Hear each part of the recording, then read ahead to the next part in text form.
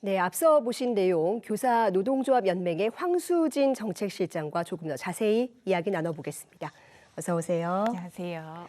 네, 이 교사들에게 정당한 교육 활동에 대해서는 이 면책권을 보장해달라라는 목소리가 높아지고 있습니다. 이 아동학대 신고 때문이라는데 학교 현장 상황이 어떻길래 이러는 겁니까? 예, 첫 번째 말씀하신 정상적인 교육 활동을 했는데도 고소를 당하는 상황이 많습니다. 학생이 수업을 방해하고 다른 친구들에게 욕설을 해서 지도를 하면 이게 큰 소리로 하면 정서적 학대, 교실 바닥에 누워서 때를 쓰고 교사에게 발차기를 하는 학생을 몸으로 맞으면서 제지를 해도 그 아이 몸에 닿으면 아동학대로 신고 당하기 일쑤입니다. 또 마폭이라고 해서 학폭이 발생했을 때 양쪽이 서로 피해자라고 주장하는 사례가 최근 증가하고 있는데 학폭 가해자의 부모가 중간에 끼어 있는 교사를 자기 자녀가 학폭으로 걸릴 것을 우려해서 오히려 교사를 신고하는 사례도 많이 발생하고 있습니다.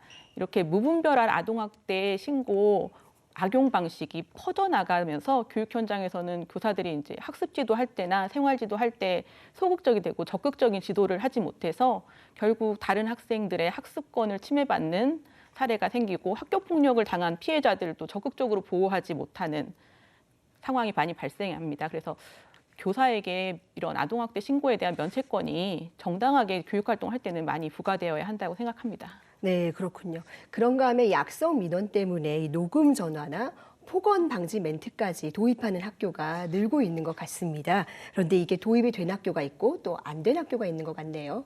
예, 이게 교육 현장에서 오래전부터 전화 상담에 대한 보호 조치가 필요하다고 문제 제기를 해왔어요. 하지만 이게 아직 뭐랄까 규제가 되어 있는 부분이 아니라 네. 그냥 선택적인 상황입니다. 상당수의 교육청과 교사 노조가 이제 단체 협약 내용에도 이 부분을 반영하고자 하는데 아직 교육청 차원에서 해주는 교육청과 안 해주는 교육청 차이가 있고요. 그리고 학교의 선택이기 때문에 하는 학교가 있고 안 하는 학교가 있죠. 그리고 투넘버 서비스 또는 학교 전화 멘트 녹음 서비스를 선택적으로 제공한 그중에 한 가지 정도를 선택적으로 하고 있기 때문에 이게 다 실효성이 아직은 부족한 상태입니다.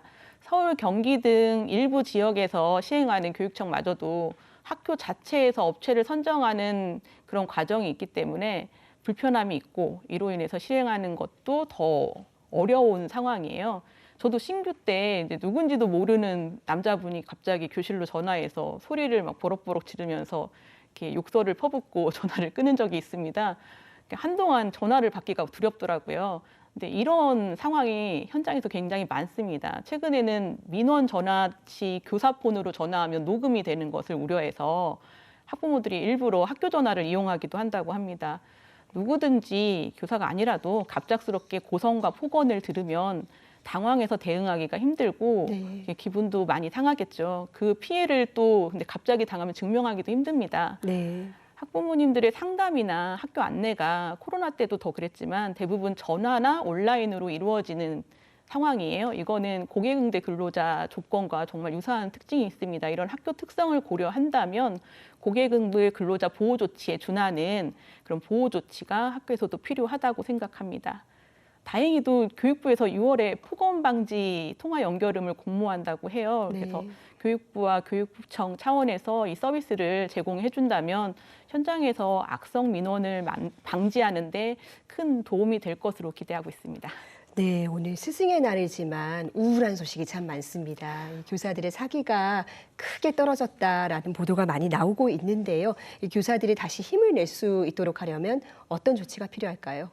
먼저 선생님들이 가장 바라시는 거는 우리를 교육 전문가로 받아들여 주셨으면 좋겠다는 거예요. 교사 노조에서 스승의 날을 맞아서 실시한 설문조사의 결과에 따르면 교사들 83%가 스스로를 교육 전문가라고 인식하고 있는 반면에 교육 당국은 교사를 성직자로 인식하고 있는 것 같다고 대답한 교사도 74%나 됩니다.